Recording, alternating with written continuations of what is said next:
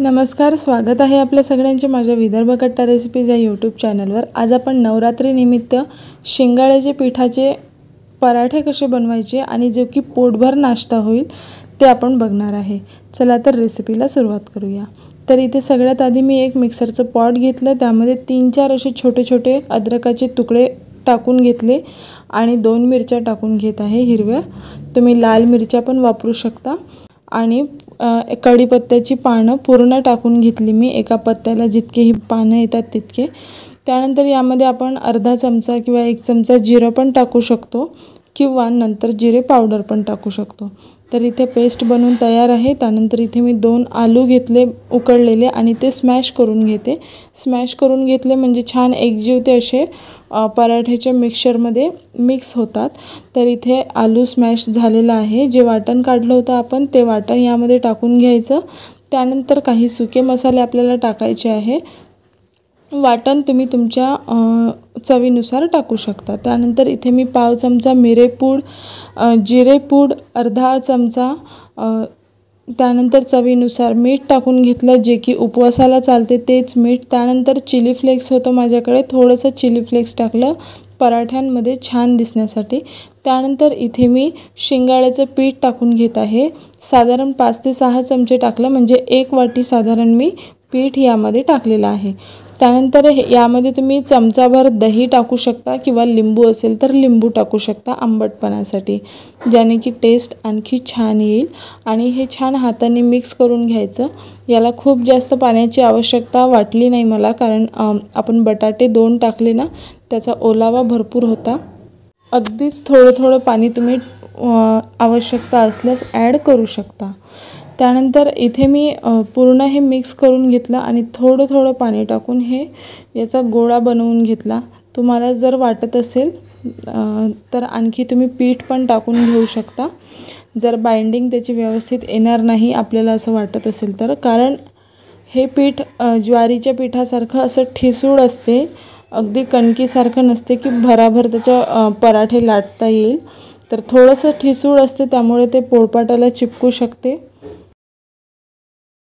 तर इथे बघू शकता तुम्ही, माझा गोळा जो आहे तो ऑलमोस्ट भिजवून झालेला आहे आता, आणि बऱ्यापैकी व्यवस्थित भिजवला तो। हे बघू शकता तुम्ही। आणि याचे 3 भागामध्ये वाटून घ्यायचा, कारण याचे 3 थालीपीठ बनतात।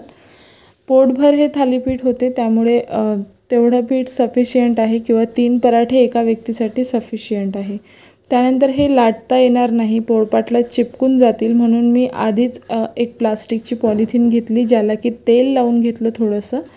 आणि त्यावर आता हा गोळा जो आहे आपण याला व्यवस्थित तेल लावून घ्यायचं, जेणेकरून पॉलिथिनला सुद्धा हा चिपकून राहणार नाही। त्यानंतर व्यवस्थित राऊंड शेपमध्ये हा गोळा करून मधोमध ठेवायचा छान, आणि लाटून घ्यायचा। सगळ्यात महत्त्वाचं, लाटताना याला थोड्याशा क्रॅक्स येतात, जसं ज्वारीच्या पिठासारखं असते म्हटलं मी, तर याला क्रॅक्स येतात, त्यामुळेच हा पोळपाटाला चिपकून बसू शकतो। त्यामुळे मी ह्या पॉलिथिनमध्ये टाकत आहे, पॉलिथिनमध्ये लाटून घेत आहे। मध्ये लाटून घेतलेला आहे आणि आता काढून घ्यायची पॉलिथिन। आणि याची थिकनेस पण खूप जाड नाही तर खूप पातळही नाही, अशी मीडियम। अलगदच हा पॉलिथिनवरून काढून घ्यायचा पराठा आणि तव्यावर टाकायचा। तव्याला आधी मी थोडंसं तेल लावून घेतलेलं होतं, जेणेकरून तव्याला तो चिपकून बसणार नाही पराठा। त्यानंतर थोडंसं मीडियम टू हाय फ्लेमवर मी हा परत करून छान फ्राय करून घेतला। आणि त्याला दोन्ही साईडनं तेल लावून घ्यायचं, खूप जास्त त्याला तेलही नाही लागत। दोन्ही बाजूने छान खरपूस असा भाजून घ्यायचा हा पराठा, चवीला खूप छान असतो। आणि सगळ्यात महत्त्वाचं, शिंगाड्याचं पीठ हे पौष्टिकसुद्धा असते, त्यामुळे रोज रोज साबुदाणा किंवा भगर हे खाण्यापेक्षा किंवा रोज रोज खाऊन कंटाळा पण येतो, तर कधीकधी असे पदार्थ पण आपण बनवले पाहिजे आणि खाल्ले पाहिजे। नवरात्रीचे 9 दिवस उपवास असते, त्यामुळे काही वेगळंसुद्धा ट्राय करून बघा। तर आता पराठा आपला रेडी झालेला आहे। छान खरपूस खमंग असा भाजून घेतलेला आहे आणि हा तुम्ही लिंबाच्या लोणच्यासोबत किंवा दह्यासोबत सर्व करू शकता। चवीला खूप अप्रतिम बनतो, नक्की बनवून बघा।